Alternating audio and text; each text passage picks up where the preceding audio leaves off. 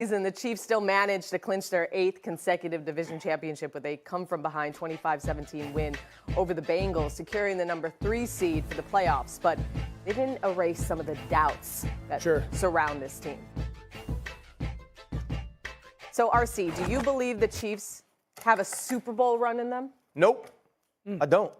When you look at this team from a defensive standpoint, this is a team that could be in any football game with the way that Steve Spagnuolo and that unit are operating. I just don't think they have it offensively. Let's look again last night. MVS on a short crosser has an opportunity to catch a football, which would be a catch and run for a touchdown. It's dropped. We also get Patrick Mahomes in a backup situation. What they always say, watch the hard count, deep shot. MVS gets a deep shot, and Patrick Mahomes misses him. And he misses him bad, which isn't something that you're used to seeing. We don't get an attempt to Travis Kelce until late in the second quarter. I still think that this team hasn't found enough offensively to compete with the Baltimore Ravens, to compete with the Cleveland Browns, who are going to play defense at a high level. And to me, even a team like the Buffalo Bills has an ability to be much more explosive than the Patrick Mahomes-led Kansas City Chiefs can be.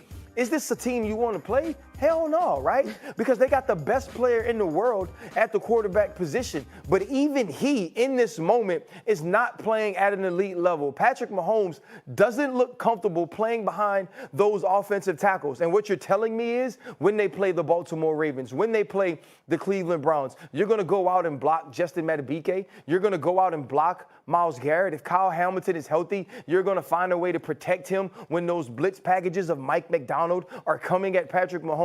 Do I believe that this is a team that gets its doors blown off against anybody? No, because I believe that defense can keep them in the game. I believe they have a quarterback who will always scare you. But offensively, I just don't feel like they have the pieces to compete with the elite of this conference. I think they could go on a Super Bowl run if they play the way that they did yesterday. You know, what about yesterday? Because you keep saying that. Yeah. What about yesterday makes you think that, Dan? Well, yesterday was the first game, and I feel maybe 2 months that they didn't beat themselves. Okay. Like they just didn't. You didn't see these egregious penalties. You didn't see the egregious drops. There were some close misses. That one to MVS you're talking, the Justin Watson one on the deep crosser. I think Travis had a drop. But on his fingertips. Right. So I think the things that I liked about their offense is Pacheco, they didn't hurt themselves with some of the run game stuff. Remember, we did that tape on NFL Live this past week of Travis said, you know, every guy's taking a turn kind of blowing their assignment. That didn't show up yesterday. It was almost like every guy took an opportunity to go make a player something. You're right. So I liked that.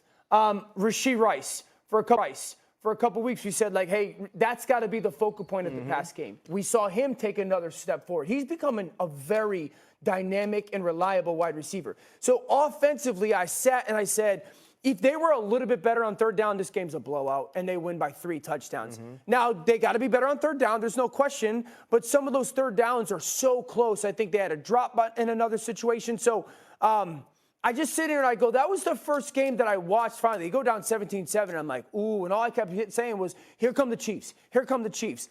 And it felt like a little bit, I don't want to say vintage Patrick Mahomes offense because there wasn't the explosive plays, but it did feel methodical like last year. To your point, I think the defense keeps them in every game. If they can build off yesterday, I think that they're talented enough. That's what I've kept saying, Cassidy, is like, there's some teams where I sit there and go, listen, you're not good enough.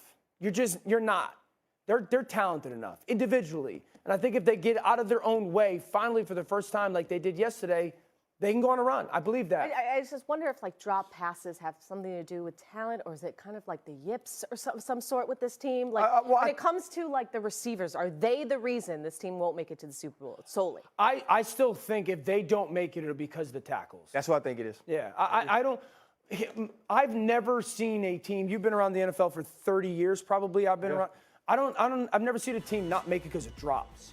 At some point, drops are almost like these things. These guys are pros. Now, it necessarily hasn't cured itself in Kansas City, which again is shocking. But I still think it's the tackles. We have seen teams be very good, but offensive line and not win it. And I think when you look at their tackles, it's affected their quarterback so much. The drops, to me, have affected Patrick Mahomes less than the pressure. I agree. Right? The pressure has now gotten to a point, especially you look at yesterday, once Trey Hendrickson is able to get that strip sack, now we're seeing Patrick start to move around. Run around a little Think bit. about late in the game, 3rd and 3. Yeah. Patrick runs the football. He tries to stick it over the first down mark. He doesn't throw the football. You have the 4th and 1. It seems like he has a guy to the flat, but he's gotten in his mind now, use my legs, create. He gets the 4th and 1 with his legs. And so I feel like Patrick Mahomes has lost a little bit of faith in his protection, which used to be part of his superpower, is that I will wait and I will hold it and I will make a play because I know they'll give me an extra second. He doesn't have that anymore. And you talked about with the Eagles, it's hard to be consistently good. So do you feel like the mindset between these two teams mirror each other? Or is it? I think the mindsets are different. I think one team has been good way longer. Right. With a certain group of people. We've seen the Kansas. I think that Patrick Mahomes, and no, I don't think Jalen Hurts thinks differently, but I think that Patrick Mahomes and that entire building believe, you know what? This could change in a week. And in a week, we could be something different. I agree with that. Yeah, like I think they feel like we've done it so long. It's just this, it's just that, and we can get it. I think the Philadelphia Eagles thing is so much different because there's so much change, whether it be to the roster, to the coaching staff, or even their position and the way the games are falling. It's a lot more to question. And one team has a great unit still. Like Kansas City's defense you're right about is that. still a great unit. Yeah. Philadelphia doesn't. Either side doesn't have a great unit. It's like. It's really interesting to pay attention to Kansas City because, to RC's point, Patrick all year has said, we just got to get it, like, we just got to keep getting better. We just got to keep getting better. We just got to keep getting better. We'll get it fixed. We'll get it fixed. I'm going to keep trusting those guys. And it hasn't. And you've seen moments where he doesn't trust them, and then you're starting to see moments where he does, at least the Rashee Rice. I think their tight ends can be viable pieces. And then Travis last week and the week before was like, we just got to stop beating ourselves. Every guy kind of rotates.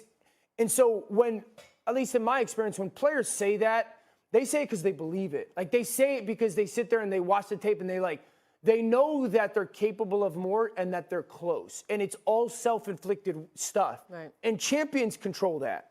Like, champions can rectify and fix that. That's why I sit here and I think, I'm not going to be shocked if they get hot for a month and play clean football. Right. I won't be. I mean, experience usually matters. And with, Patrick Mahomes, everything has always looked so easy for him. Yeah, he's always made things look so easy. This time it's a little more challenging, including they'll play in their first true road playoff game under Mahomes. So, we'll see if it all works out. Like, now is the time for things to be working out. Yeah, if they win at home. They have a road game after. And that team likely coming to Arrowhead is going to be, maybe an Indy or maybe a Houston or Pittsburgh. If Pittsburgh wins this weekend with a little help, they should win at home, and then they'll go on the road somewhere. After the Rams, Kyron Williams scored his 3rd touchdown in the afternoon. He gifted the ball to his mother, but some unidentified Giants fan did not understand what was going on and wrestled with her for the ball.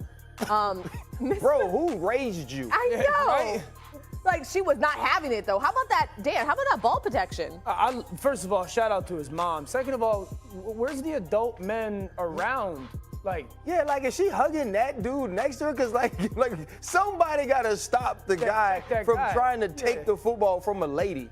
And but the force, she was like, You wonder why her It's a reason Kyron a dog. You wonder why her son leads the NFL in rushing yards per game. And you could see him. He was yelling. So my thought is that he heard Kyron, and that's where he finally let go. But look, that is.